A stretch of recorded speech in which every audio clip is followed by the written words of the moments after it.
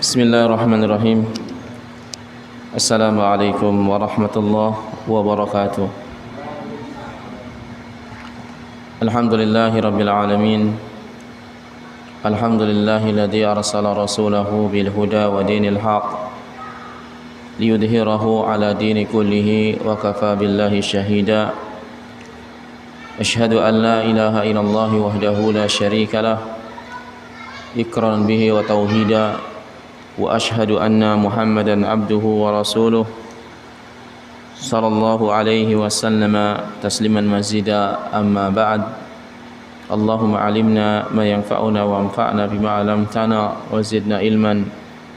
Allahumma inna nas'aluka ilman nafi'an wa rizqan thayyiban wa amalan mutaqabbala.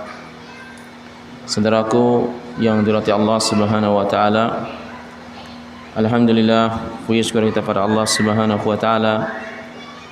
Pada kesempatan yang berbahagia ini Allah Subhanahu wa taala jumpakan kita di tempat ini, tempat yang diberkahi Allah Subhanahu wa taala. Karena masjid adalah sebaik-baik tempat, ya. Khairul baqa'i fid ardi al-masjid. Sebaik-baik tempat di bumi adalah masjid Allah Subhanahu wa taala. Dan kita insyaallah melanjutkan pelajaran kita pada penjelasan sifat-sifat sebagian orang-orang beriman yang ditulis oleh Profesor Dr.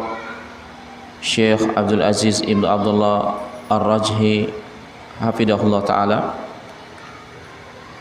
Dan sekarang kita masuk pada sifat yang kedua, yaitu iqamatus shalah, sifat menegakkan salat. Sekali lagi bahwa buku ini adalah merupakan penjelasan serta introspeksi diri kita yang mengaku beriman.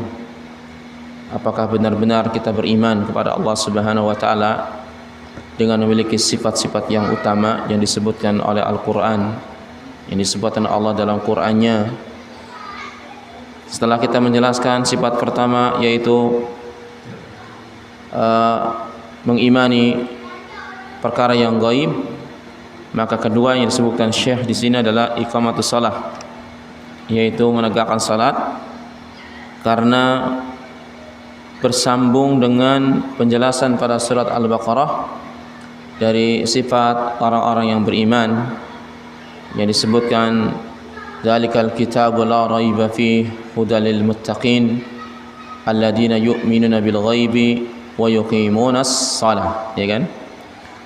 Dan kitab itu Al-Qur'an, tidak ada keraguan di dalamnya, petunjuk bagi orang bertakwa, yaitu orang-orang yang beriman pada perkara yang gaib dan orang-orang yang menegakkan salat. Jadi sifat yang kedua yang disebutkan Allah Subhanahu wa taala di ayat ini adalah sifat orang beriman itu adalah menegakkan salat. Dan salat itu terlalu banyak sekali keutamaannya.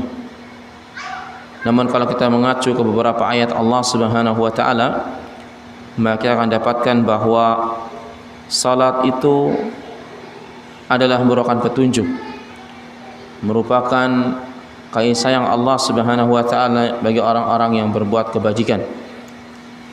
Jadi siapakah mereka orang-orang yang berbuat kebaikan? Mereka adalah orang-orang yang diberi petunjuk, diberi rahmat oleh Allah Subhanahu wa taala karena mereka menegakkan salat. Karena mereka apa? Menegakkan salat, menunaikan zakat, dan mereka beriman pada hari akhir. Ini bisa dilihat pada surat Luqman ayat 3 sampai 4. Ayat Luqman ayat ketiga dan ayat keempat. Allah mengatakan hudaw wa rahmatan lil muhsinin alladzina yuqimuna as-salata wa yutuna az-zakata wa hum bil akhirati hum yuqinun. Hudan, petunjuk, wa rahmah, dan kasih sayang Allah. Jadi petunjuk dan rahmat Allah bagi orang-orang yang berbuat kebaikan. Jadi orang yang berbuat kebaikan atau al-muhsinin itu orang yang diberikan petunjuk dan dirahmati Allah Subhanahu wa taala. Cirinya apa? Alladzina yuqimuna shalah wa yutuna zakata wa bil akhirati hum yuqinun. Allah katakan mereka adalah orang-orang yang menegakkan salat, Mereka adalah orang-orang yang menunaikan zakat dan dengan hari akhir mereka beriman, ya.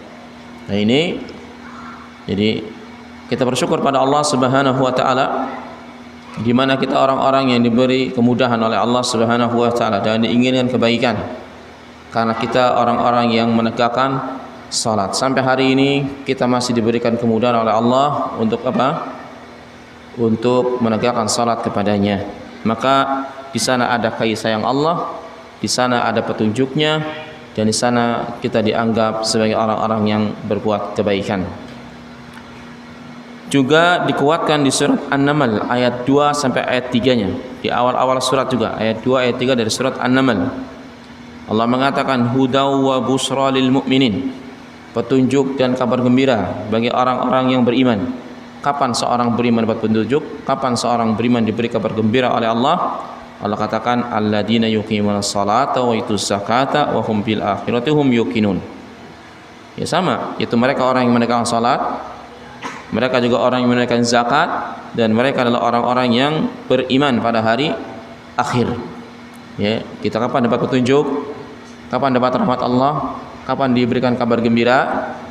Pertama ketika kita melakukan salat, yaitu menegakkan salat, terutama salat 5 waktu yang fardu, ya. Kemudian juga balasan orang-orang yang menegakkan salat adalah balasan yang sangat besar di sisi Allah Subhanahu wa taala di akhirat, dan mereka akan diberikan kekuatan di dunia berupa tidak takut dan tidak bersedih. Jadi, kalau kita salat, maka Allah berikan sifat keberanian, tidak takut dengan segala hal yang merintangi agamanya, tidak bersedih dengan sesuatu yang bisa memilukannya. Gimana Allah berfirman di dalam surat Al-Baqarah pada ayat 277, Allah mengatakan innal ladzina amanu wa amilus salihati wa aqamus salata wa atuz zakata wa hum lahum ajruhum 'inda rabbihim wala khaufun 'alaihim wala hum yahzanun. Sesungguhnya orang-orang yang beriman, orang yang beramal saleh dan menegakkan salat, menunaikan zakat, maka bagi mereka pahala yang besar di sisi Allah Subhanahu wa taala, wala khaufun 'alaihim wala hum yahzanun, dan mereka enggak takut dan mereka tidak bersedih. Enggak takut dengan setiap orang yang merintangi hidupnya karena Allah Subhanahu wa taala, dan mereka tidak bersedih dengan segala hal yang bisa menyedihkan hatinya karena Allah Subhanahu wa taala. Apa saja sesuatu yang bisa menakutkan seorang? Bisa teroran, bisa himpitan, boikotan, bisa cercaan dan seterusnya, bisa menakutkan. Tapi orang yang menegakkan salat, dia akan tenang dan tentram. Dia tidak peduli dengan cacian orang-orang yang mencaci. Begitu juga dia tidak akan bersedih karena dia berjalan di agama Allah Subhanahu wa taala, walau mungkin temannya meninggalkannya, walau mungkin kaumnya mengucilkannya, ya walaupun keluarganya mungkin juga demikian. Dia tidak akan bersedih karena dia bersama Allah Subhanahu wa taala. Ya, ini di antara keutamaan orang yang menegakkan salat. Apa tadi? Tunjuk, rahmat, kabar gembira, pahala yang besar, tidak takut dan tidak bersedih. Ini baru kita bahas 3 ayat. Subhanallah, baru bahas 3 ayat dalam Al-Quran sudah segitu banyaknya keutamaan salat, ya. Jadi kalau ingin mencari rahmat Allah, mencari petunjuknya, tegakkan salat. Kita mesti menegakkan apa? Salat, terutama 5 waktu salat yang fardu, ya. Dan Allah Subhanahu wa taala juga memerintahkan orang-orang beriman untuk menegakkan salat dalam kitabnya, dalam banyak ayat. Contohnya di dalam surah Al-Baqarah 110. Allah mengatakan wa aqimus salata wa atuz zakah wa ma tuqaddimu li anfusikum min khairin tajiduhu indallah innallaha bima ta'maluna basir. Tegakkanlah oleh kalian salat dan tunaikan oleh kalian zakat. Apa-apa yang kalian lakukan untuk diri kalian, maka kalian akan dapatkan kebaikannya di sisi Allah Subhanahu wa taala. Sesungguhnya Allah Maha mengetahui dengan apa yang kamu kerjakan, Maha mengetahui. Jadi sesungguhnya salat kita, zakat kita, kemana keuntungannya, kemana kebaikannya? Kembali kepada pelakunya. Tidak sedikit pun kembali kepada Allah Subhanahu wa taala, ya. Jadi ketika kita sadar betul bahwa ibadah itu bagian dari kebutuhan kehidupan kita, maka kita akan merasakan bahwasanya ibadah itu adalah kebaikan. Karena tingkatan manusia dalam ibadah itu juga berderajat. Begitu pula pahalanya. Bisa jadi orang yang beramal dengan amalan yang sama, di waktu yang sama, tata cara yang sama, di tempat yang sama, itu berbeda pahalanya di sisi Allah Subhanahu wa taala. Ada orang-orang yang diperintahkan ibadah pada Allah Subhanahu wa taala, kemudian dia enggan dan dia murka dan dia berpaling darinya dan dia memusuhi. Tentu ini lebih berat, lebih jelek, lebih buruk ketimbang orang-orang yang tidak melakukan ibadah itu, enggan melakukan ibadah itu, tapi dia tidak memusuhinya. Beda tidak derajatnya? Berbeda. Orang yang didakwahkan kebaikan, didakwahkan iman, diberi kabar gembira dengan amal saleh dan surga, kemudian dia enggan, inad menentangnya, memusuhinya, tentu berbeda dengan orang-orang yang tidak mau melaksanakannya tapi dia tidak memusuhi. Begitu pula ada orang-orang yang telah melaksanakan ibadah kepada Allah Subhanahu wa taala dengan ibadah-ibadah yang diperintahkan dalam bentuk yang sama, di waktu yang sama, di tempat yang sama. Tetapi terkadang yang satu merasa bahwa ibadah itu adalah bagian, ada yang datang ibadah itu hanya sekedarnya ibadah, hanya ingin menggugurkan kewajibannya saja. Maka yang seperti ini tidak ada nilainya di hadapan Allah Subhanahu wa taala. Seorang yang datang hanya sekedar untuk melepaskan kewajiban dalam ibadah, maka ini tidak ada nilainya di hadapan Allah Subhanahu wa taala. Bisa jadi Allah tidak menerima amal ibadah tersebut karena tidak dengan penghayatan, karena tidak merasa membutuhkan. Tapi juga ada orang-orang yang ibadah pada Allah Subhanahu wa taala, dia sadar bahwa ini adalah kewajibannya dan dia melaksanakannya dan dia menghayatinya. Tetapi dia masih menganggap ibadah adalah beban baginya. Dan itu betul. Tidak salah ketika seorang menganggap ibadah sebagai beban. Memang ibadah itu adalah beban syariat. Semua peribadatan itu adalah beban syariat. Sebagaimana Allah Subhanahu wa taala sendiri menyebutkan, la yukalliful nafsan illa wus'aha. Allah tidak akan membebani suatu syariat kepada hambanya kecuali dengan kemampuannya. Makanya orang-orang muslim, muslimat yang balik dan berakal disebut apa? Mukallif atau mukallaf, ya kan? Orang yang terbebani syariat, terbebani salat, terbebani zakat, terbebani yang lain-lain. Tetapi ketika dia melaksanakannya dengan kesungguhan dan penghayatan, mengharap pahala Allah, bersimpu dengan ibadah, tapi merasa ini masih beban, maka ini pun baginya pahala yang tidak lebih baik daripada orang-orang yang merasakan bahwasanya ibadah itu bukan beban lagi, tapi merupakan kebutuhan. Kalau sudah menjadikan ibadah adalah kebutuhan, seperti butuhnya makan dan minum, maka hamba ini pada kebaikan, pada tingkatan ihsan, pada tingkatan apa? Kebaikan. Karena kan iman, Islam, iman, ihsan kan derajat dalam agama kita. Ada orang muslim, ada orang beriman, ada orang yang muhsin, yang paling tinggi.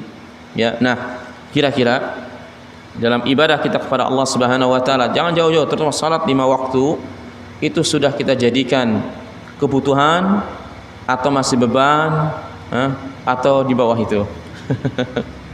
Minimalnya kita masih mengatakan ini beban syariat, tapi beban syariat berat bagi kita, tapi kita melaksanakan dengan keikhlasan, dengan ketulusan, ya kan? Sehingga kita akan mendapat pahala besar si Allah Subhanahu wa taala. Tapi ketika seorang sudah di atas itu kemampuannya, di mana dia tidak lagi menjadikan ibadah beban, tapi memang kebutuhan, dia butuh doping, butuh dosis yang lebih tinggi untuk dekat dengan Allah Subhanahu wa taala. Maka enggak cukup dengan hanya ibadah-ibadah biasa, dia terus meningkatkan ibadahnya kepada Allah Subhanahu wa taala dengan sebaik mungkin, memperbanyak ibadah dengan ibadah yang telah ditetapkan oleh Allah melalui lisan Rasulnya sallallahu alaihi wasallam. Tapi ibadahnya enggak mengada-ngada, ibadahnya di bawah naungan syariat, ya. Nah, ini luar biasa. Ada orang yang bosan makan. Kalau bosan paling ya sekali lah, itu pun makannya itu aja bosan dia, ya kan? Nggak ada pada fitrahnya orang nggak bosan makan, nggak bosan minum, ya kan? Nggak bosan ya. Kenapa? Karena itu kebutuhan jasmani kita. Sesungguhnya kita ini diciptakan oleh Allah dengan dua materi, bukan satu materi. Tidak hanya jasad, tapi Allah ciptakan ruh untuk menggerakkan jasad ini. Dan kedua materi ini memiliki gizi dan makanan yang berbeda, ya kan? Ya, jasad kita dengan makan dan minum dan yang semisal. Tapi hati kita, ruh kita ini gizinya adalah wahyu Allah Subhanahu wa taala, ibadah. Ya, adalah peribadatan. Sebagaimana jasad kita makan terus, minum terus, maka ruh kita juga perlu makan dengan peribadatan. Sesungguhnya makanan ruh itu harusnya lebih banyak daripada makanan badan kita. Karena badan itu hanya kehidupan duniawiyah, sekedar untuk bisa berdiri menegakkan ibadah dalam hati. Karena inti ibadah itu adalah ibadah hati. Pokok muara iman, pokok muara ibadah itu adalah pangkalnya di hati. Kalau hatinya baik, maka baik seluruhnya. Maka mestinya demikian. Tapi ya, itu bukan perkara mudah. Karena itu derajat yang paling tinggi dari orang-orang ihsan, ya. Taib. Juga ya, tentang perintah tentang salat terlalu banyak baik di Quran ataupun Sunnah. Namun saya tidak akan bahas lagi tentang ayat-ayat perintah untuk salat, karena ini perkara yang sudah ma'ruf, perkara yang sudah diketahui bersama-sama bahwa salat waktu adalah perkara yang wajib, ya. Saudaraku yang dirahmati Allah Subhanahu wa taala, permasalahan sekarang adalah ma makna iqamatus shalah. Apa sih yang dimaksud menegakkan salat? Apakah setiap kita salat itu sudah paham makna menegakkan salat? Yang Allah katakan alladzina yu'minuna bil ghaib wa yuqimuna shalah. Orang yang beriman dengan perkara yang gaib dan orang yang menegakkan salat. Ya, ini maksudnya menegakkan salat. Nanti ini saking utamanya salat, saya sampai membuat sifat kedua, sifat ketiga, sifat keempat, ini masalah salat. Sifat kedua apa kita ini? Menegakkan salat. Sifat ketiga nanti khusyuk dalam salat. Sifat keempat menjaga salat. Ini beda semua. Ya, subhanallah, ya. Para ulama ikhtilaf tentang mengungkapkan istilah menegakkan salat itu. Artinya mereka menafsirkan dari satu jenis sisi saja, dan semuanya bermakna benar, semuanya bisa dirangkum dengan makna yang lebih umum daripada apa yang disebutkan para ulama di masing-masing ucapannya.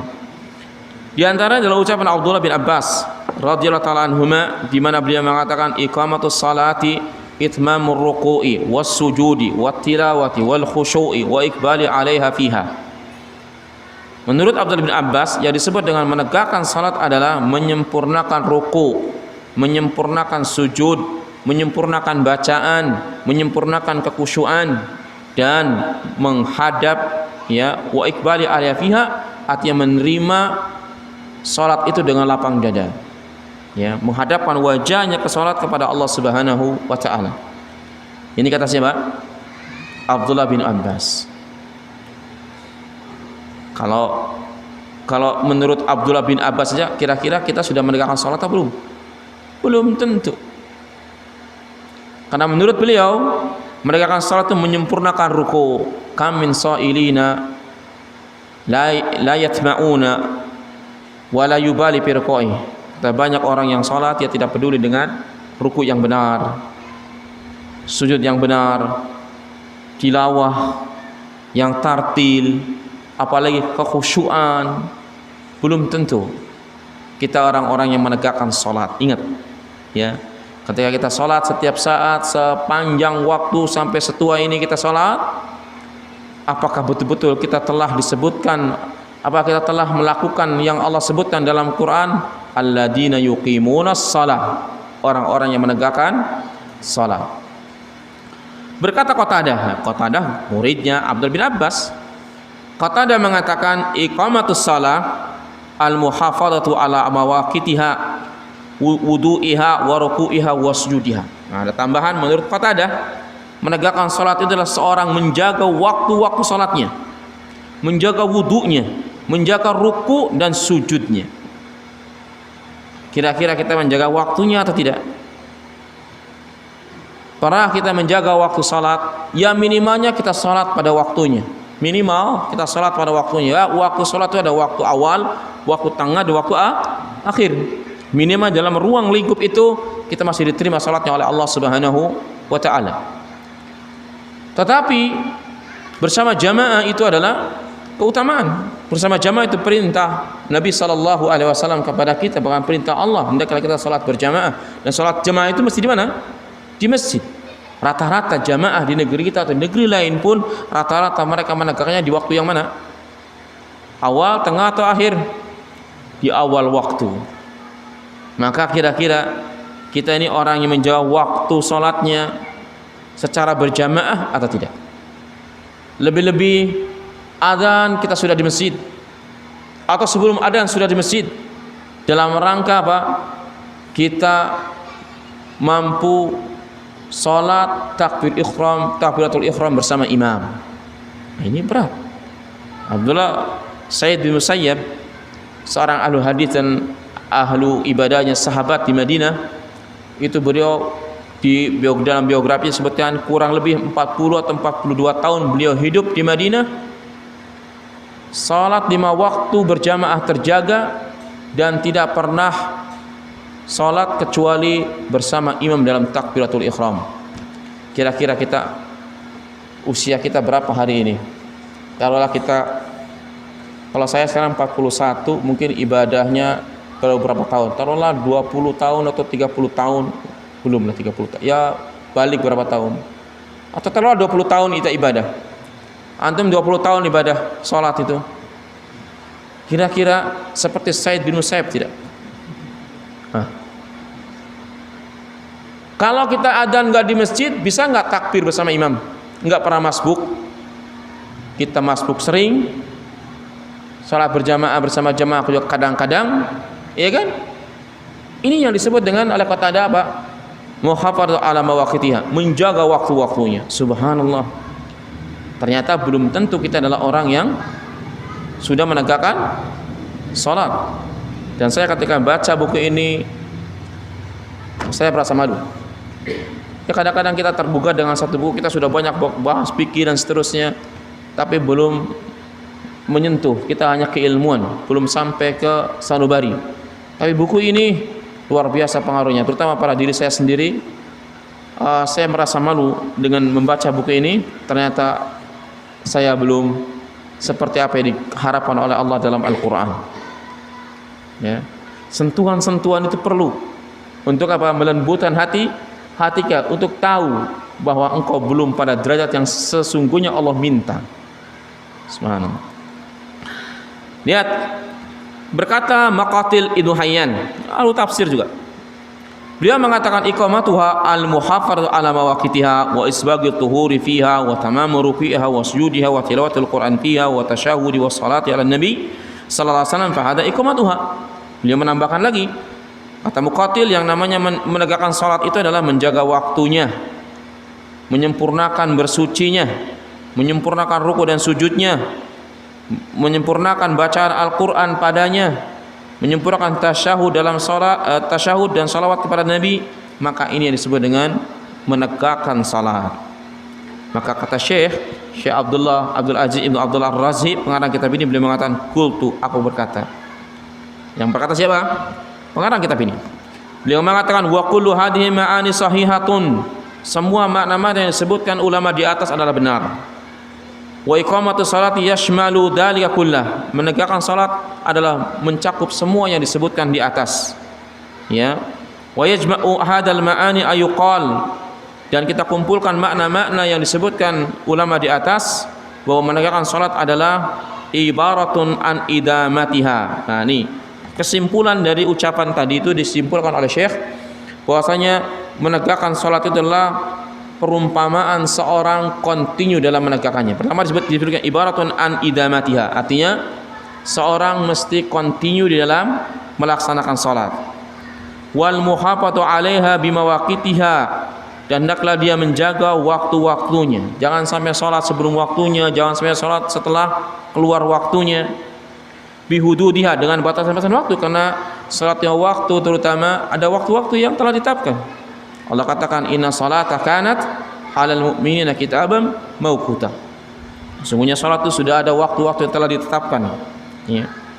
Kemudian wa arkaniha wa hayyatiha, dan mesti menyempurnakan rukun-rukunnya dan apa hayyatiha apa? Mengadakannya atau melaksanakannya, karena salat itu tidak dianggap sah sampai dia melaksanakan apa? Rukun-rukunnya. Li'anna iqamatasy syai'i ibaratun an ityani bihuquqihi. Karena menegakkan suatu itu adalah perumpamaan dari mendatangi hak-haknya. Jadi seorang dikatakan menegakkan salat apabila dia mendatangi semua hak-hak salat itu.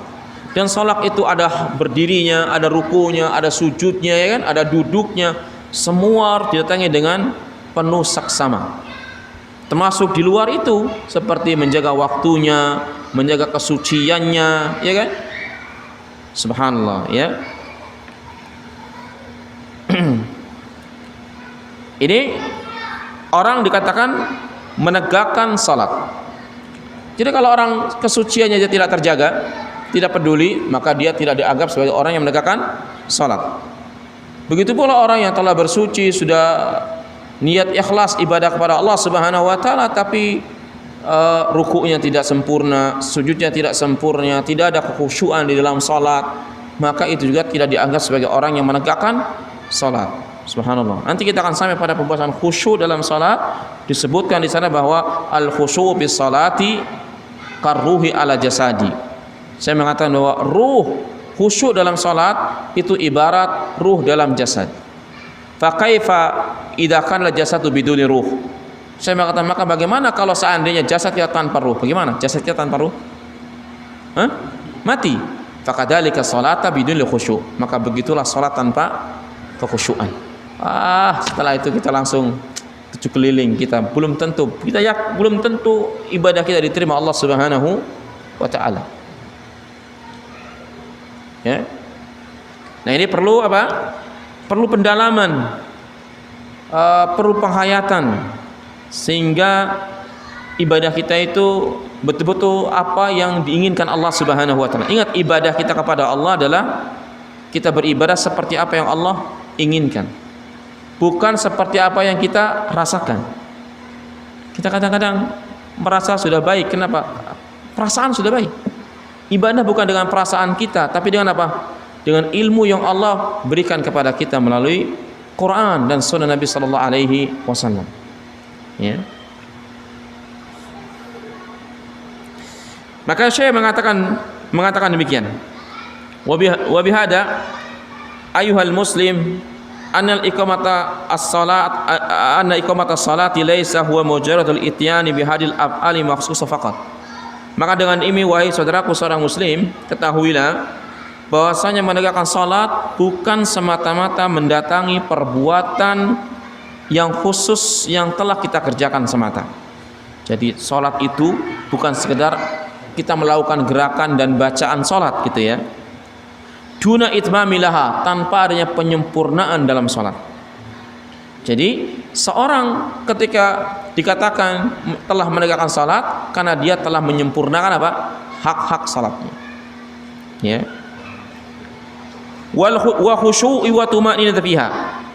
Dan adanya kekhusyuan dan adanya ketenangan di dalam salat.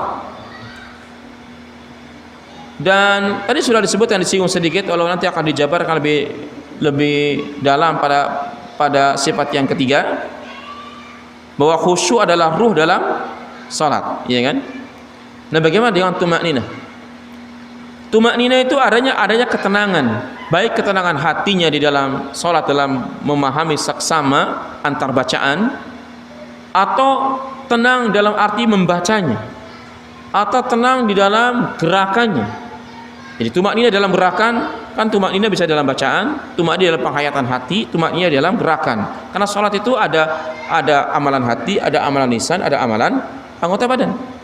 Jika tuma'ninah hatinya tenang, di mana dia khusyuk, fokus di dalam apa yang dilakukan dari gerakan dan ucapannya, tidak kemana-mana hatinya. Kadang kita sholat tapi hati kita entah ke pantai, entah ke, kalau bisa ke bulan deh, itu kan, subhanallah ya. Itu namanya nggak ada penghayatan, nggak menyempurnakan hak sholat, dan itu belum dikatakan orang yang menegakkan sholat. Ya. Adapun tumakninah di dalam bacaan, berarti kita paham dengan apa yang kita baca. Minimal paham itu tidak mesti kita paham huruf per huruf, kalimat per kalimat di dalam itu. Tentu ini bagi orang yang punya kemampuan. Tapi bagi awam manusia, dia tahu kalau misalnya subhana rabbiyal azim ini maknanya secara demikian. Ini doa untuk apa? Untuk ruku misalnya gitu kan. Dia baca dengan tartil. Ya, kemudian kalau tumakninah dalam gerakan, maka gerakan ruku dia benar-benar sempurna dalam gerakannya. Maka ini yang disebut dengan tumakninah. Bila seorang tidak ada tumakninah di dalam salatnya, maka salatnya tidak dianggap sah. Karena tumakninah adalah gerakan. Ingat, tumakninah adalah rukun dalam salat, dan tumakninah harus ada di setiap gerakan salat. Jadi kalau bisa dibilang tumakninah ini ya adalah inti dalam salat juga selain khusyuk. Kenapa demikian? Karena tumakninah dijadikan rukun, sepakat oleh ulama manapun tumakninah adalah rukun dalam salat. Dan ternyata semua gerakan sholat kita masih tumakninah, ada ketenangan. Ada seorang yang sholat di masjid, kemudian setelah sholat Nabi mengatakan, sholli fa innaka lam tusalli. Sholat lagi, sesungguhnya kamu belum sholat. Dia lakukan lagi sampai selesai salam, langsung mengatakan sholat lagi, kamu belum sholat, sampai 3 kali. Maka dia mengatakan, ya Rasulullah, saya tidak bisa sholat yang lebih baik daripada ini, tolong ajarkan kepadaku. Maka Rasul ajarkan, kalau kamu ruku hatta tatma'inna raki'an, sampai kamu sempurna ruku. Kalau kamu sujud sampai sempurna sujud. Subhanallah. Ya. Kenapa demikian ikhwatal iman? Ya. Karena memang khusyuk dan tumakninah bagian pokok dalam salat. Ya. Kemudian wa muhafadhu 'alaiha, dan menjaga salat itu, menjaga agar kita tidak ketinggalan dalam salat, menjaga agar kita tidak meninggalkan salat. Beda ya antara ketinggalan dan meninggalkan. Kalau ketinggalan salat biasanya mungkin ketinggalan karena tidak sengaja, mungkin seorang ketinggalan waktunya tapi nggak sengaja meninggalkan. Tapi kalau dia meninggalkan, berarti dia meninggalkan dengan sengaja tidak melaksanakannya, atau sampai keluar waktunya, atau sengaja meninggalkan sholat berjamaah, maka mesti menjaga itu. Dan penjagaan yang terbaik dalam sholat adalah kita hadir di awal waktu dalam sholat. Kalau ingin, bahkan para ulama mengatakan, kalau kita ingin baik akhlak kita, kan akhlak itu ada 2, ada akhlak hamba kepada penciptanya, ada akhlak hamba terhadap sesamanya. Seorang dikatakan akhlaknya baik bila baik akhlak dia kepada Allah, bila baik akhlak dia kepada sesamanya. Dari mana kita harus mulai berakhlak ini? Dimulai dari berakhlak kepada Allah. Bila kita berakhlak sama Allah Subhanahu wa taala, maka kita akan berakhlak kepada hamba. Dari mana kita mulai akhlak kita kepada Allah Subhanahu wa taala? Dari salat. Salat adalah hubungan hamba setiap harinya 5 waktu. Itu adalah merupakan komunikasi terbaik antar hamba dengan penciptanya. Gak ada sekomunikasi sehebat ini kecuali dalam Islam. Gak ada di agama lain mana. Ada yang seminggu sekali, sebulan sekali, sewindu sekali.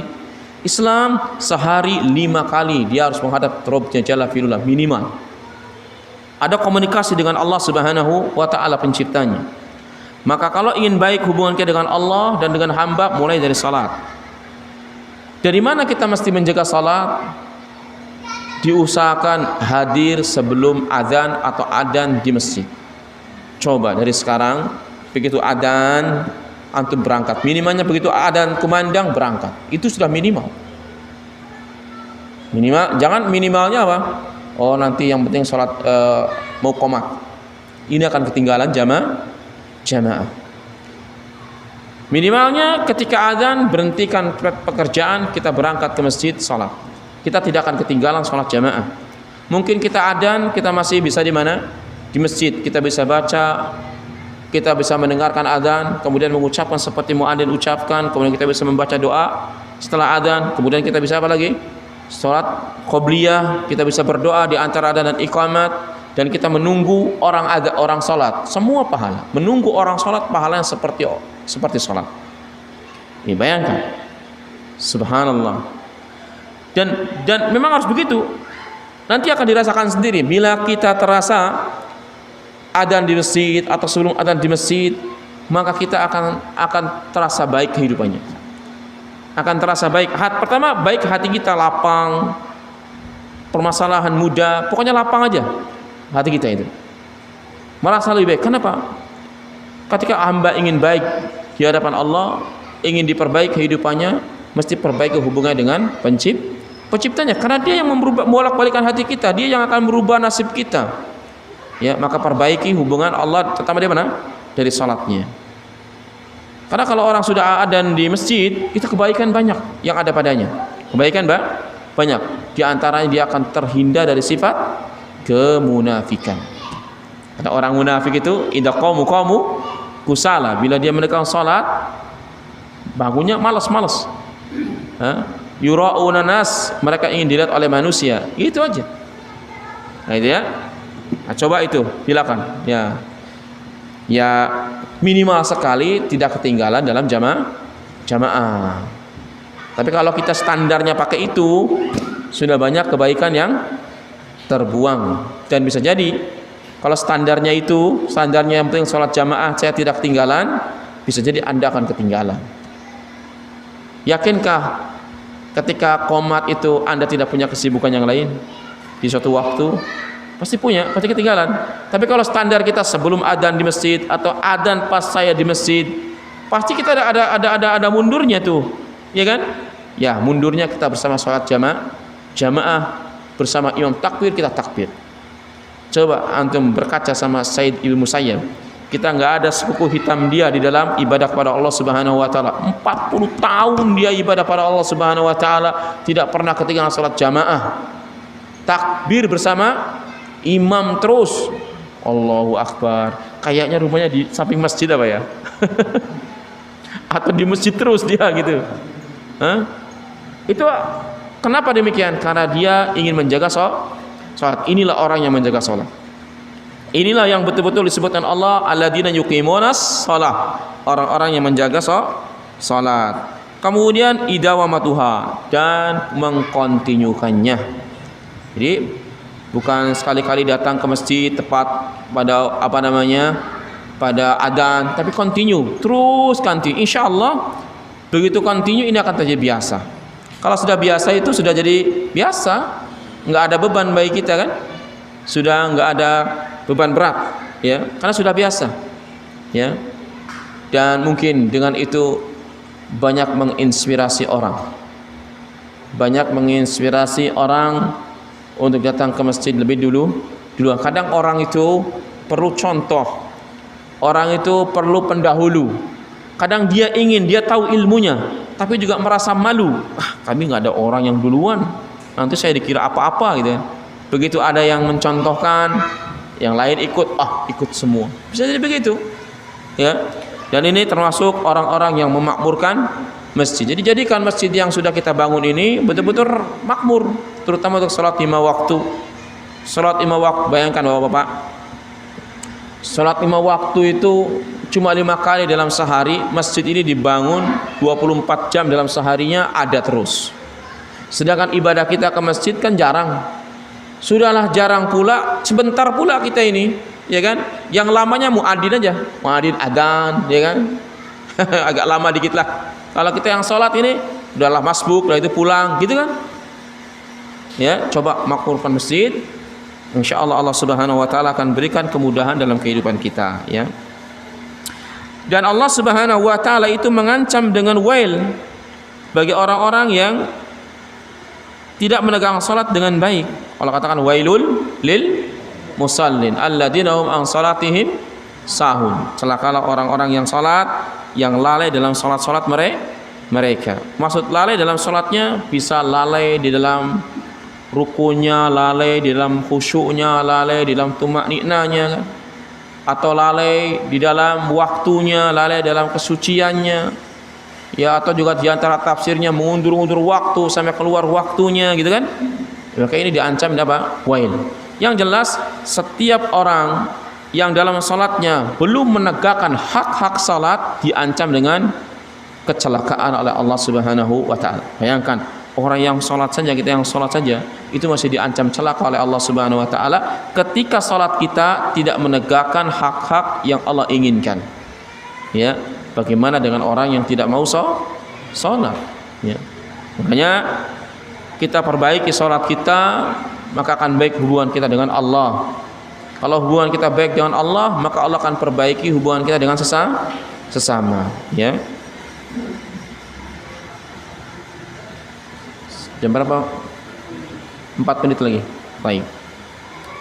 Oh, enggak ada pertanyaan kan? Pertanyaan nanti.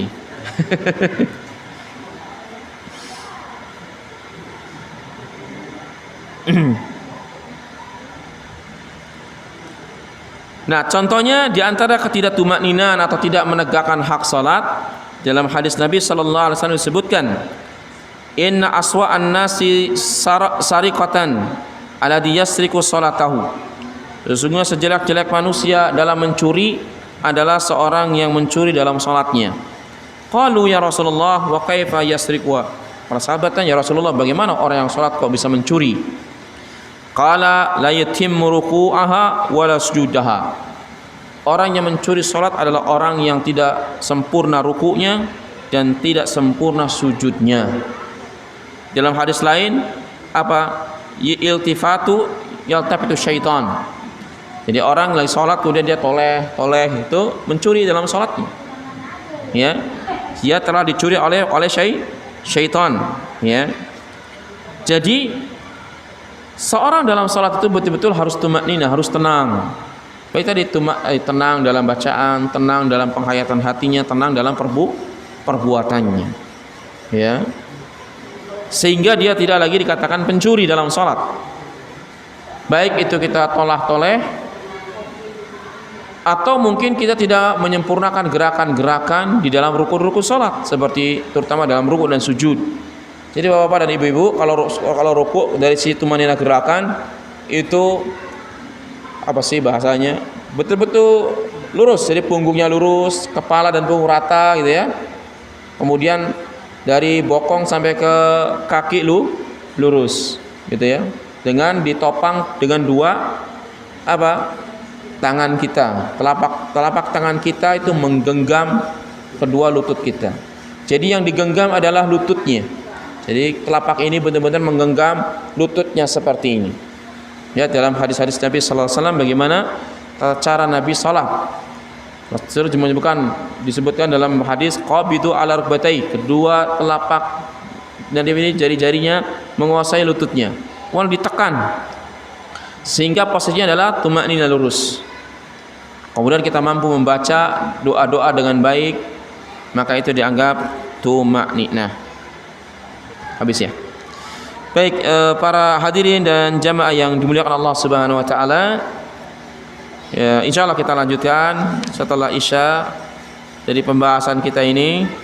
Semoga kita ini adalah orang-orang yang dicatat oleh Allah Subhanahu wa taala benar-benar orang yang menegakkan salat, yaitu menegakkan dengan menjaga dan mendatangkan semua hak-hak salat, bukan sekadar melaksanakan salat.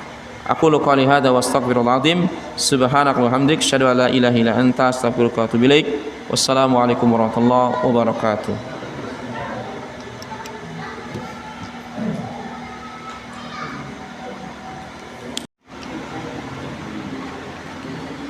Cek. Bismillahirrahmanirrahim. Alhamdulillahirabbil alamin. Wassalatu wassalamu ala Rasulillah wa ala alihi wa sahbihi wa wala. La haula wala quwata illa billah. Amma ba'd. Saudaraku seiman yang dimuliakan Allah Subhanahu wa taala, kita lanjutkan materi kita tentang menegakkan salat. Kita ulang sedikit bahwa menegakkan salat maknanya adalah menjaganya, tidak meninggalkannya, mendatangi hak-hak apa yang diminta Allah dalam salat, seperti menjaga waktunya, menjaga kesuciannya, menjaga syarat dan rukunnya, menjaga khusyuk dan tumakninanya, ya, dan juga menjaga berjamaahnya bagi laki-laki yang telah dewasa dari seorang muslim. Kemudian di sini disebutkan as-salatu mikyalun faman wafa wufiya lahu wa man tafafa faqad alimtu ma qala Allahu fil mutaffifin. Maksudnya bahwa salat itu adalah timbangan. Jadi barometer kita ini baik atau tidak, lihat salatnya. Karena di sini disebut as-salatu mikyal, bahwa salat itu timbangan. Barang siapa yang wafa, artinya seimbang dalam salatnya. Kan timbangan tuh kalau secara umum ada 2 daun, iya kan? Ada. Kalau dia adil, berarti dia pas. Nah, harga 1.000 bisa gitu kan? Sekian kilo, 1.000 sekian kilo ya. Zaman kapan itu ya? Misalnya harga cabai sekilo berapa? Sekilo berapa sekarang?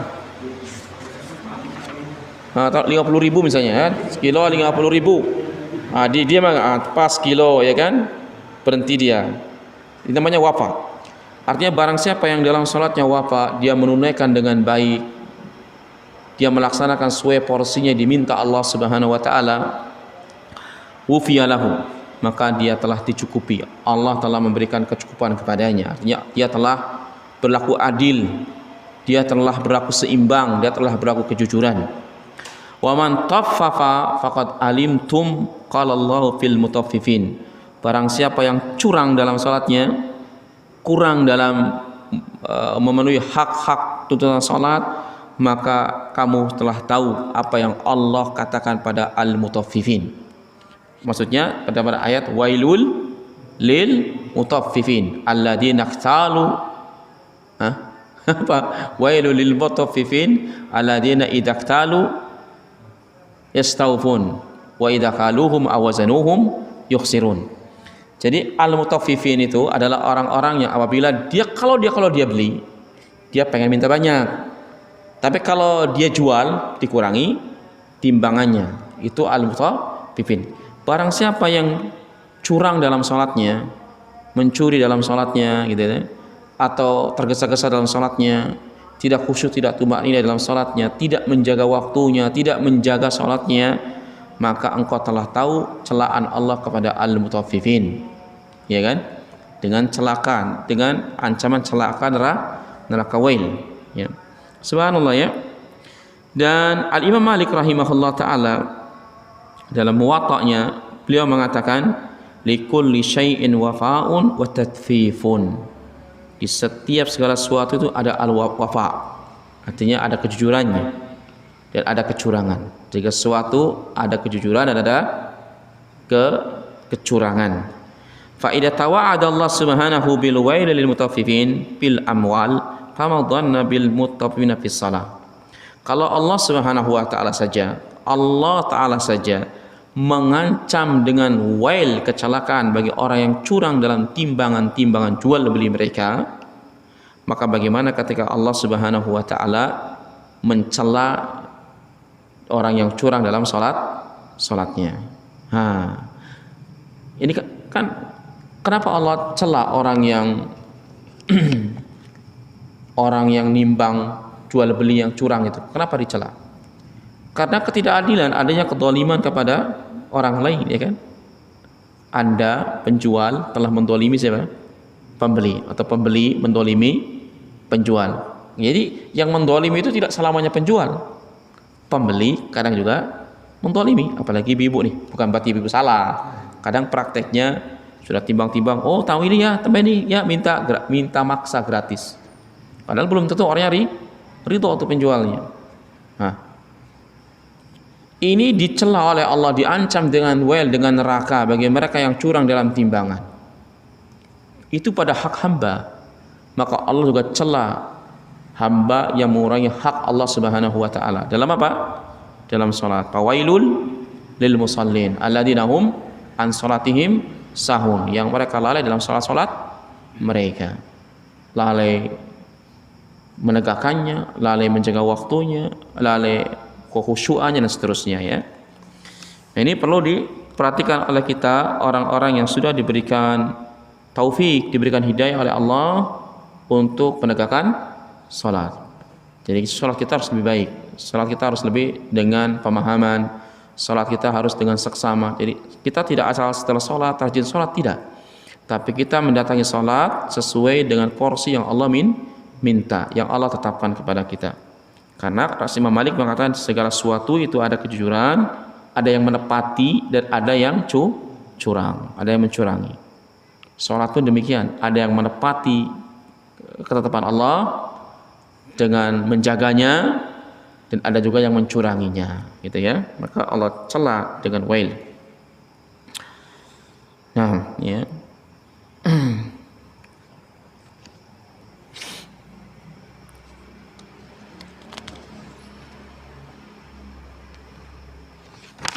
Lihat di tempat yang lainnya. Nah, ini diantara makna umum tentang apa? Menjaga atau iqamatu belum menjaga, nanti menjaga salat ada sendirinya. Iqamatu as-salah ya.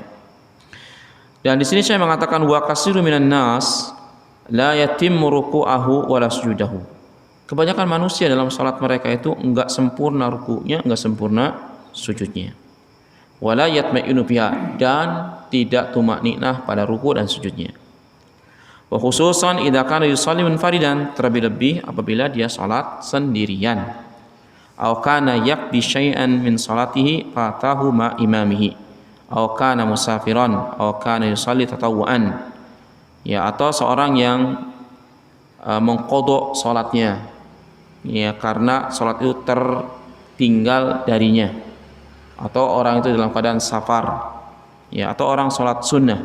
Ini kebanyakan mereka tidak tumaknina, tidak khusyuk dan seterusnya. Ya. Nah, maka daripada itu ada larangan-larangan dalam hadis Nabi sallallahu alaihi wasallam seperti janganlah kamu salat seperti ayam mematuk makanan. Ayam kalau mematuk makanan apa gimana? Cepat. Maka tidak boleh cepat. Karena cepat itu menghilangkan apa? Tumaknina. Dan tumaknina itu rukun dari rukun salat. Jadi tumaknina pada semua gerakan salat harus ada ketenangan. Tumaknina yang paling cepat itu adalah semua gerakan tubuh menepati tempatnya dan kita mampu membaca doa satu kali. Misalnya kita sedang ruku, lurus rukuknya semua pada tempatnya, kita baca doa subhanarabbiyal azim wa bihamdih. Sekali itu sudah paling tercepat. Tumaknina paling tercepat. Artinya di bawah itu maka tidak dianggap tumakninah lagi. Jadi kalau sholat jangan cepat-cepat. Tadi sudah disebutkan contohnya ada seorang yang sholat, kemudian setelah sholat Nabi mengatakan apa? Sholli fa innaka lam tusalli. Kamu sholat lagi, sesungguhnya kamu belum sholat. Sampai 3 kali sholatnya dan Nabi mengatakan kamu belum sholat lagi. Ya, Rasul mengatakan kalau kamu sholat sampai kamu sempurna ruku dan sujudnya. Ya, nah ini maka saya mengatakan banyak orang yang tidak sempurna dalam ruku dan sujud. Kemudian juga yang sering kita dapatkan ketika seorang masbuk itu bisa orang tidak dapat pahala sholat, sholat tidak sah. Kenapa? Karena kadang orang ketika masbuk itu kebanyakannya hanya pengen menyeragamkan dengan gerakan imam atau pengen tidak dianggap terlambat, gitu kan? Jadi berusaha untuk mengejar. Ini nggak boleh. Karena salat itu dibuka dengan apa? Takbiratul ihram. Dan takbiratul ihram itu posisinya bagaimana? Takbir pertama kali disolatkan takbiratul ihram tuh, salat takbir pembuka. Itu posisinya bagaimana? Posisinya berdiri tegak. Nggak boleh seorang condong. Oh ya, kalau orang punya kemampuan berdiri tegak, kalau dia condong gitu, takbir itu nggak sah salatnya. Kecuali memang sudah condong, petua misalnya gitu ya. Nah, sekarang misalnya imamnya dan jamaah yang lain sudah ruku gitu kan. Sementara dia terburu-buru dari mana? Dari masjid, takbiratul ihram sambil condong. Itu tidak sah. Harus dia berdiri tegak. Tidak masalah ketinggalan kan? Yang penting salat kita sah. Kalau ditakdirkan yang sudah ruku, kita takbiratul ihram, imam sudah sami Allah liman hamidah, memang kita tidak mendapatkan satu rakaat. Tapi begitulah tuntunannya, kita masih takbiratul ihram dengan tenang. Dan dalam hadis juga disebutkan apabila kau berjalan ke masjid, berjalan dengan tenang, bila engkau mendengarkan sudah qomat, tidak boleh lari, tidak boleh tergesa-gesa, dipercepat tapi dengan tenang. Ya, jadi tidak perlu harus mengejar mengejar agar tidak terlambat, tetapi itu malah tergesa-gesa, tidak boleh. Ya, maka tadi kita katakan di antara seorang menjaga salat adalah agar tidak terjauh dari ketergesa-gesaan, terjauh dari ketinggalan, hendaklah azan dia di masjid. Coba minimalnya ketika azan berhentikan semua aktivitas, bisa enggak? Baru kita mengutamakan Allah. Jadi bisa dilihat ya, seorang yang hidupnya mengutamakan akhirat, seorang yang hidupnya mengutamakan Allah Subhanahu wa taala, mengutamakan cinta ke negeri akhirat yang Allah katakan khairu wa abqa, lebih baik dan lebih kekal, itu bisa dilihat ketika adzan. Ketika adzan, apakah kita memberhentikan semua aktivitas atau tetap berjalan? Bahkan sebagian orang dia sudah pacu waktunya di menit, di alarm. Begitu masuk sini jam berapa duhur? 11 kurang atau jam 12 lah ya, taruh jam 12 ya. Oh, pokoknya 15 menit, 10 menit atau 5 menit sebelum adzan dia berhenti. Punya alarmnya, berhenti semua pekerjaan. Dia mandi, dia berangkat ke masjid, belum adzan. Taruhlah kita tidak semampu itu, tidak berterlalu berat. Maka ketika adzan berkumandang memberhentikan semua aktivitas. Bisa tidak? Kemudian bergegas menuju masjid. Jangan berhenti, iya berhenti Pak Ustadz, bisa saya. Tapi nanti dulu, makan dulu, apa dulu. Nah, ini mah nggak jelas malah ya. Karena kita memberhentikan aktivitas itu untuk salat. Nah, itu berarti kita ada prioritas, kita adalah apa? Negeri akhirat. Yang Allah mengatakan khairu wa abqa, negeri akhirat itu lebih baik dan lebih kekal. Ya, subhanallah ya. Allah katakan dunia ini mataun qalil. Dunia ini kenikmatan yang kecil dibanding kenikmatan akhirat. Allah juga mengatakan wabtagi bima ataqallahu darul akhirah wa la tansa nasibaka minad dunya wa ahsin kama ahsanallahu ilaih. Kata Allah Subhanahu wa taala, carilah sebanyak-banyaknya karunia Allah untuk negeri akhir. Jadi ketika berbicara tentang negeri akhirat, Allah katakan carilah sebanyak-banyaknya olehmu karunia Allah untuk negeri akhirat. Tapi jangan lupa bagianmu di dunia. Jadi dunia itu hanya Allah katakan jangan lupa aja. Istilah jangan lupa itu gimana sih? Jangan lupa ya, nanti ke rumah ya. Berarti intinya itu bukan ke rumah. Hanya satu waktu engkau diminta ke rumahku, itu aja kan? Jangan lupa nanti ada undangan habis isya. Berarti itu aja. Yang selebihnya kemana? Selebihnya nggak ada undangan gitu. Jadi ketika Allah katakan tapi jangan lupa bagianmu di dunia, itu hanya mengambil sekedarnya untuk kita bisa bertahan hidup di dunia, itu pun untuk ibadah. Karena kalau kita nggak ada masukan energi kita, harta kita dalam menyambungkan hidup kita pun akan payah ibadahnya kan. Maka hidup ini ambil sebatasnya dunia untuk kita bisa ibadah kepada Allah Subhanahu wa taala. Karena Allah mengatakan hendaklah engkau mengambil karunia sebanyak-banyak untuk negeri akhirat. Ya siapapun kita, kayakah kita, miskinkah kita, punya pekerjaan sibuk atau tidak, sama prioritasnya. Nah, kita memprioritaskan Allah atau tidak? Nah, di antara tandanya bila berkumandang adzan kita memberhentikan semua aktivitas dunia kita apa tidak?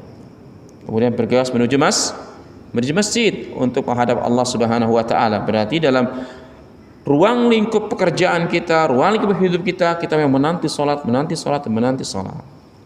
Subhanallah. Padahal ini amalan yang sudah sejak kecil kita diajarkan. Sejak kecil kita sudah mengetahuinya, sudah mempraktekannya. Tapi pendalaman, pemahaman makna lebih menjiwai itu sulit, belum kita dapatkan.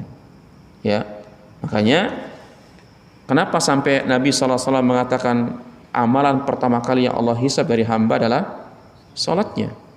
Bila baik salatnya, apa? Baik seluruh amalannya. Bila buruk salatnya, buruk seluruh amal. Kan kita sudah tahu. Amalan kita baik dan buruk tergantung amalan salat. Jangan cari amalan yang lain, salat ditinggalan. Ini keliru. Baik sedekahnya, baik berbakti pada orang tuanya, tapi salatnya nol semua. Ya, jadi semua kebaikan selain salat itu diwakilkan kepada salat. Jadi kalau salatnya bagus, nanti akan bagus semuanya. Makanya untuk kita berakhlak itu mesti kita mulai dari apa? Salat, agar akhlak kita baik kepada Allah. Kalau sudah baik akhlak kita kepada Allah, akan baik kepada sesamanya. Ya, subhanallah. Ini diantara keutamaan salat. Sampai-sampai Allah panggil perintah salat itu kemana? Ke Sidratul Muntaha nabinya. Kenapa? Karena memang salat itu luar biasa. Bahkan Allah Subhanahu wa taala mengatakan inna sholata tanha 'anil fahsya wal munkar. Salat itu bisa mencegah dari kekejian dan kemungkaran seorang. Tapi kenapa kita salat kok kekejian dan kemungkaran kita lakukan? Salat jalan, kemungkaran jalan. Berarti salah Al-Qur'an? Tidak mungkin. Pasti ada yang keliru dalam salat kita. Karena tadi, saya kan sudah menegakkan salat, sudah yuqimus shalah. Ternyata kita belum kita menegakkan salat yang diminta Allah Subhanahu wa taala. Kita telah menegakkan salat apa yang kita perkirakan, bukan yang Allah minta. Maka kalau seandainya benar-benar kita itu adalah mementingkan negeri akhirat dari kepentingan hidup kita di dunia ini, di antara tanda yang paling zahir, yang paling nampak adalah ketika adzan kita memberhentikan semua aktivitas dunia kita menuju salat. Itu yang paling mudah. Ya. Kalau bisa lagi, ya berhenti sebelum waktu adzan tiba beberapa menit agar kita punya persiapan. Adzan kita sudah di rumah pula. Adzan di mana? Di masjid, bukan di rumah, di masjid. Subhanallah. Ini lebih mulia lagi. Ya. Tapi mungkin terlalu berat bagi sebagian kita. Ya cobalah di planning adzan memberhentikan aktivitas. Nah, kalau di negeri-negeri sebagian negeri Islam kayak Saudi Arabia, begitu adzan kan tutup semua toko-toko tuh. Toko-toko besar-besar, hotel-hotel tutup semua. Bisa. Ya, subhanallah. Itu kenikmatan di negeri Islam, negeri tauhid, ya. Nah, para ikhwas sekalian yang dari Allah Subhanahu wa taala, jangan disangka kita ini adalah orang-orang yang sudah menegakkan salat. Belum tentu. Kita yang sudah menjaga salat, ya, itu belum tentu. Maka daripada itu jangan merasa puas cukup dengan apa yang ada pada hari ini, juga tidak meremehkan salat. Tidak sama sekali meremehkan salat kita. Kita harus tetap menjaganya, tapi harus kita lebih pahami lagi. Mesti kita pahami. Kenapa? Karena orang yang salat belum tentu selamat, karena Allah sebutkan fawailul lil musallin. Celaka orang-orang yang salat. Kapan kita celaka salat? Alladzina hum an salatihim sahun. Yang mereka lalai dalam salat-salat mereka. Lalai menjaga waktunya, lalai menjaga jamaahnya, lalai menjaga rukunnya, lalai menjaga syaratnya, kesuciannya, ya kan? Bahkan dalam salat itu adalah ibadah yang luar biasa dan banyak ibadah yang mengitarinya. Karena salat itu bukan ibadah yang berdiri sendiri. Salat itu kan hanya ucapan khusus, perbuatan khusus di waktu yang dikhususkan, dimulai dari takbiratul ihram, diakhiri dengan salam. Ini kan salat kan? Tapi apakah salat kita sempurna dengan ini? Enggak. Ternyata di sana di luar ada ibadah lain yang itu merupakan syarat-syaratnya salat. Seperti apa? Berwudu, bersuci, ya kan? Bersucilah. Ya bersuci itu bisa dari hadas besar, dari hadas kecil. Kalau orang sudah berhadas besar, bisa langsung salat. Oh, takbiratul ihram kan salat. Apa? Yang penting takbiratul ihram, salam, selesai. Sah nggak ini? Enggak. Berarti apa? Kita mesti mendatangi apa? Hak-hak salat. Jadi ketika orang mau salat nih, bukan hanya dia bisa bacaan gerakan salat dan waktunya, ternyata dia juga harus bisa mandi wajib. Dia juga harus bisa berwudu dengan benar. Iya kan? Dia juga harus tahu pembatal wudu. Ya pembatal wudu kan di luar salat. Tapi banyak ibadah pendukungnya. Yang itu ibadah tersendiri. Artinya kalau seorang mau, kan intinya kita mau salat nih, ya kan? Mau salat mau waktu. Ternyata bapak mandi junub, mandi, pahala tidak? Pahala. Bapak berwudu, pahala tidak? Pahala. Wudunya di mana Pak? Di rumah atau di masjid? Di rumah harusnya Pak wudunya. Bukan berarti di masjid nggak boleh, boleh. Tapi wudu di rumah punya keutamaan. Apa keutamanya? Kata Nabi SAW, saya lupa hadis awalnya ya. Apa namanya? Man tawaddu'a fa ahsanul wudu'a. Barang siapa yang berwudu membaguskan wudunya, artinya wudunya seperti wudunya Nabi sallallahu alaihi wasallam. Summa la yahruju min baitihi summa yahruju ila al-masjid la yahruju ila li-shalah. Kemudian setelah berwudu sempurna dia tidak keluar dari rumahnya kecuali keluar ke masjid, tidaklah dia keluar ke masjid kecuali untuk salat. Jadi setelah berwudu dia keluar dari rumah ke masjid dan tidak keluar ke masjid kecuali untuk sholat. Karena bisa jadi bawa ke masjid tapi janjian sama orang. Yang dimaksud ke masjid untuk sholat. Ya, kata Nabi SAW, illa khuti'a anu khuti'a wa rufi'a anhu darajah. Kecuali setiap langkahnya akan digugurkan dosa dan setiap langkahnya akan diangkat derajatnya. Kapan ada syaratnya? Syaratnya bapak wudu di rumah. Kalau Rasul menggunakan kalimatnya man kalimat syartiyah, syarat. Barang siapa yang berwudu di rumahnya, membaguskan wudunya, dia tidaklah keluar dari rumahnya ke masjid kecuali untuk salat, maka setiap langkah dari rumah ke masjid itu satu langkah digugurkan dosa, satu langkah diangkat derajat. Allahu Akbar. Makanya semakin jauh langkah bapak, semakin banyak dosa berguguran. Gimana? Enggak hebat. Itu karena salat semua. Jadi banyak ibadah yang mengitarinya. Gimana orang yang sholat tidak mulia? Berangkat dari rumahnya di guguran dosa, diangkat derajat, bayangkan. Luar biasa. Makanya jauh-jauh Pak rumahnya dari masjid, biar langkahnya jauh. Atau tambah malas ya? Kita ini semakin jauh mutar-mutar itu. Gimana kalau mutar-mutar gitu ya? Oh Akbar. Ya, luar biasa. Nah, ini diantara kasih sayang Allah Subhanahu wa taala, artinya inti ibadahnya sholat, tapi ibadah pendukungnya begitu banyak, yang itu adalah kebaikan bagi hamba. Ya, baik itu kita akan diguguran dosanya atau kita akan diangkat derajatnya. Tapi sholatnya harus bagus, sholatnya harus bagus. Ya, perbaiki lagi, kita baca lagi kitab-kitab kita, ya kan? Bagaimana bacaan sholatnya, bagaimana gerakan-gerakannya, bagaimana waktu-waktunya, semualah kita ulang-ulang. Memang harus begitu, ilmu itu harus diulang-ulang, ya, karena kebiasaan yang tidak diulang-ulang itu akan dikikis dia, ya, dikikis dengan kelupaan, dikikis dengan kelalaian, ya. Nah, untuk itu saya harapkan setelah kita tahu bahwa tumakninah itu rukun dalam setiap gerakan sholat, bahkan bacaan kita harus tenang, tumakninah, tidak boleh terburu-buru. Saya berharap 6 bulan ke depan kita akan 6 bulan ke depan apa? Puasa. Ya tidak, Ramadan. Kurang lebih 6 bulan lagi atau 5 bulan. Kan ada tarawih tuh. Ya tarawih. Terserah Bapak mau 23 rakaat, mau 11, mau 36, madzhab Maliki 36. Yang penting tumakninah. Jangan cepat-cepat. Sebagian orang kalau sholat tarawih gaspol, ALS, antar lintas Sumatera, cepatnya minta ampun. Itu enggak sah sholatnya. Tidak ada tumakninah. Darinya sudah kita tahu kan tadi disebutkan yang terlalu cepat tadi, sholat kamu belum sholat. Pelan-pelan saja.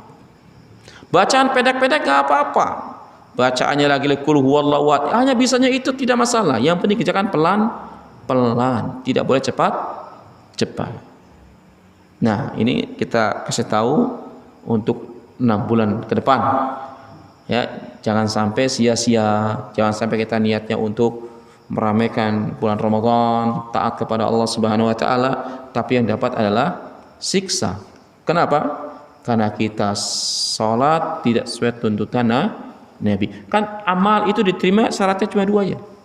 Enggak banyak-banyak Pak syaratnya Pak. Syarat pertama niatnya ikhlas dalam mengerjakan karena Allah. Niatnya bukan karena fulan, alan, anu. Niatnya karena Allah dah. Tapi yang kedua caranya harus benar. Sesuai sunnah Rasul sallallahu alaihi wasallam. Ingat, tidak setiap orang yang sholat dikatakan menegakkan sholat. Tidak setiap orang yang sholat diberi kabar gembira dan rahmat, tapi kadang diancam. Karena setiap sesuatu ada timbangannya. Ada orang yang menepati timbangan dengan jujur, dan ada orang yang curang dalam timbangannya. Begitu juga sholat. Sholat ada orang yang jujur menepati apa yang Allah minta dengan menjaga dan menegakkan sholat-sholat mereka. Tapi ada juga orang yang curang dalam sholatnya, yang tidak menjaganya, yang tidak menegakkan sholat dan memenuhi hak-haknya, maka diancam dengan fawailul lil musallin alladzina hum an salatihim sahun. Nah, ini hanya memberikan pemahaman agar kita semakin baik dalam ibadah kita dan hubungan kita dengan Allah dengan cara memperbaiki salatnya. Bukan untuk melemahkan. Jangan pula waduh ribut sekali udah enggak usah salat aja. Payah kalau gitu. Ya. Justru orang-orang yang sudah diberikan taufik hidayah oleh Allah untuk selalu berinteraksi dengan masjid itu harus memperbaiki diri karena bisa jadi kita kadang muncul niatan ingin dilihat orang, ya.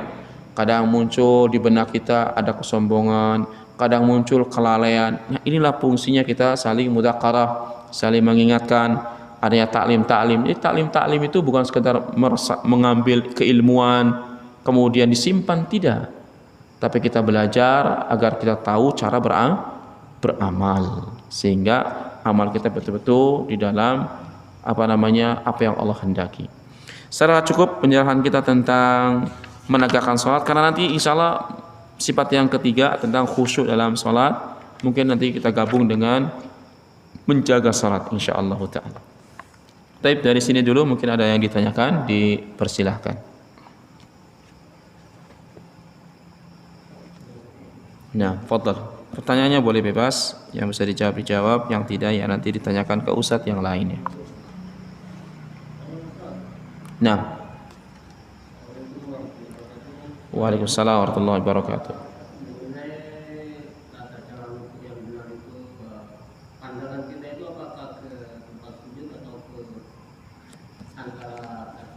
Nah,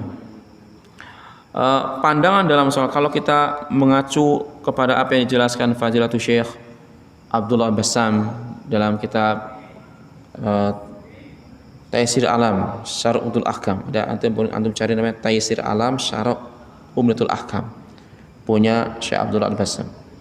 Jadi pandangan dalam sholat itu ada empat kondisi. Yang pertama, melihat ke tempat sujud. Itu ketika berdiri. Kapanpun kita berdiri, pandangannya kemana? Ke tempat sujud. Berdiri itu kapan? Ketika kita dari takbiratul ihram sampai kita selesai membaca surat. Dan ketika kita i'tidal. Jadi i'tidal kan, sami Allahu liman hamidah kan berdiri. Itu kemana dilemparkan matanya? Pandangannya ke tempat sujud. Adapun ketika ruku, maka pandangannya kata beliau adalah dilemparkan ke arah kaki, ke arah ujung-ujung kaki, atau di antara dua kaki kita, bukan ke tempat sujud, tapi dilemparkan kemana? Pandangan dilemparkan, bukan matanya, bukan kepala yang ditundukkan, pandangannya yang dilemparkan. Beda kan? Pandangan dilemparkan dengan apa?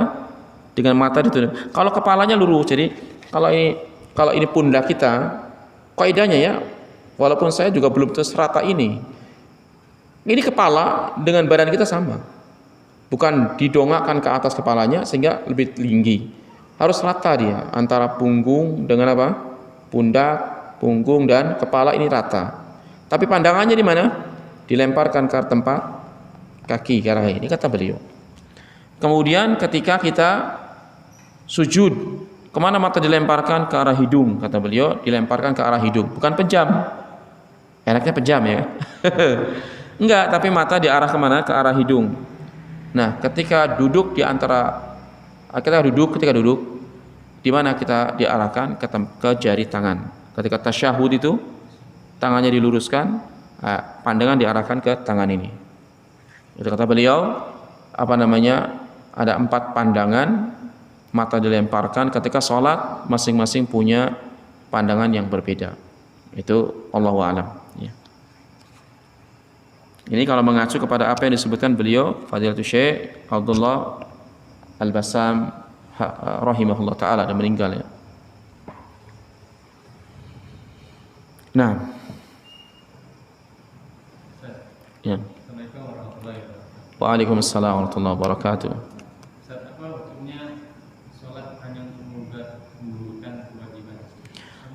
Nah, salat untuk menggugurkan kewajiban la faedah telah, tidak ada faedah baginya.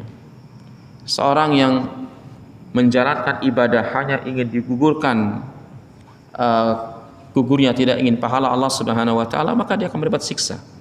Bagian daripada wailul lil musallin. Celaka bagi orang-orang yang yang salat mereka lalai. Dan ini salatnya orang munafik.